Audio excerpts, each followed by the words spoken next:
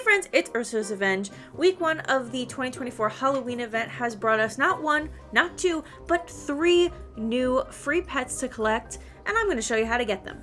The first pet is this year's new squash pet, Obsidian Raven McSquash. To get them, you're going to do the daily pumpkin hunt.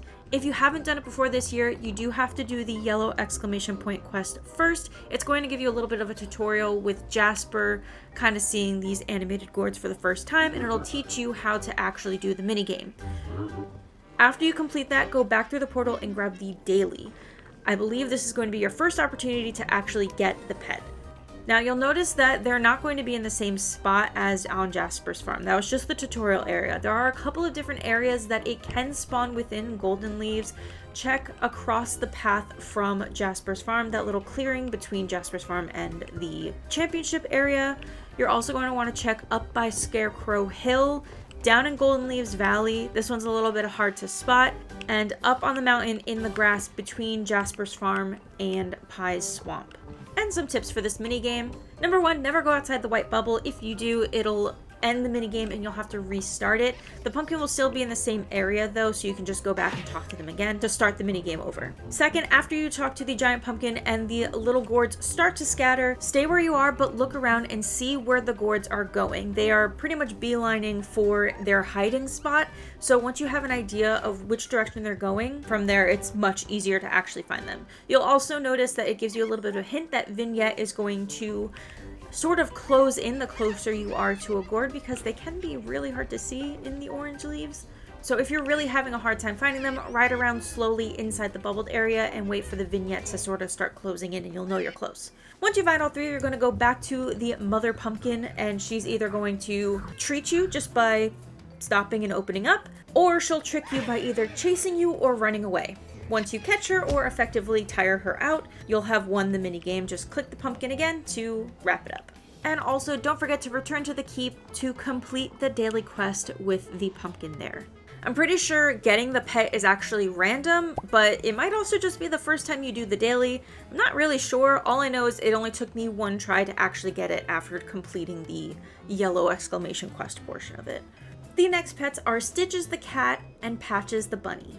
And you'll find both of these at the Haunted Trail Ride. The easiest way to find Igor is going to be to keep following the Haunted Trail Ride forward until you reach the fire pit area where the scary story is being told. From the campfire, you're going to keep following the path, hugging the rock on the left side wall. Keep following it around until you eventually have an intersection with a dirt path. You're going to follow that dirt path up, still hugging that rock wall until you come across these red and orange shrubs. Walk right through them and you'll see the path continues all the way to an altar, which Igor is standing in front of. You're going to do his quest, do his whole talking dialogue points, and from there you'll be able to turn items into Igor. Both pets require 80 bones, a skeleton key, and a kite, plus a collar specific to the pet you're trying to exchange. All of these items are available to find along the Haunted Trail Ride with a little bit of luck. First, for the bones, you're going to want to collect anything that's like a jar of will-o-wisp, feathers, the books, the black flame candle, spider silk, any of those extra items. Just grab them anyway because they can either be sold for shillings or converted into bones at the end of the trail ride. Every little sparkly thing you see, just pick it up. Now the skeleton key, the kite, and the collar. All 3 of those have a chance to spawn in the same locations. For the skeleton key, I had a lot of luck finding it in 2 particular locations. The first one is at the very front of the trail ride. There's a little section of gravel beach that kind of extends along the shore. If you follow that path down a little bit, a lot of the times there's actually a skeleton key already there. The second one is at the end of the trail ride. After the bridge from Marching Gas Castle towards the end of the trail ride, there's a path that leads forward along the path, and then there's one that extends a little bit to the right and down. Sometimes over there's like a little cutout, little vestibule area with stones. I've seen a tomb hoof there a couple of times. Sometimes there's a key over there as well. I found like 6 keys. 4 were probably at the beach at the beginning of the path, and 2 were at the end of the path. The collars are actually found in a similar area towards the end of the path. If you keep following the path straight from Marching Gas Castle towards the lamppost, between that lamppost and the next lamppost, sometimes there's a gravestone where I've seen both of the collars appear near. The bunny will appear on the right side, sort of by a gravestone that I've seen there, and the cat collar will spawn on the left side of the path. In all honesty, I have found the bunny collar more times than I have found the cat collar, but considering how many times I've seen the bunny collar spawn in the same exact spot multiple times, I'm willing to bet that the cat collar will also keep spawning in the same location as well.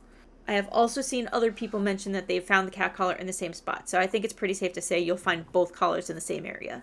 The last item you will need for both is the kite. And the kite is interesting and new this year because instead of appearing on the floor like the bulk of the other items, the kites will actually appear in trees. Although in my case, sometimes they also just appear in the air.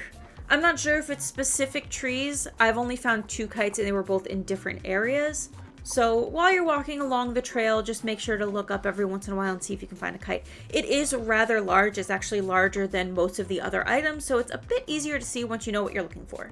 One of the nice things about the trail ride is that you can complete it as many times as you want, or you can stay on the trail as long as you want.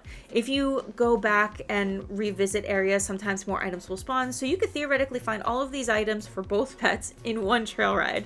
Though I do recommend entering and exiting the trail ride a couple of times just to refresh the events. Before you finish the trail ride though, make sure to turn over any of the items that you want to trade to Poe in order to get the bones. Once you have all your items, you can make your way back to Igor and complete the trade like normal.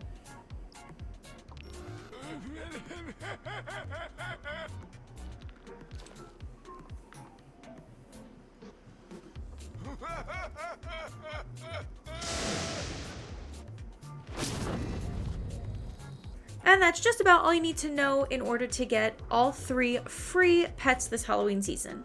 Thank you so much for watching this video. If you enjoyed it, make sure to leave a like, subscribe, and turn on the notification bell so you never miss another video like this. I do try to cover every Wednesday update and more. At the very least, I do hope that this was helpful. Let me know which of these pets is your favorite, and I will see you all in next week's video. Bye!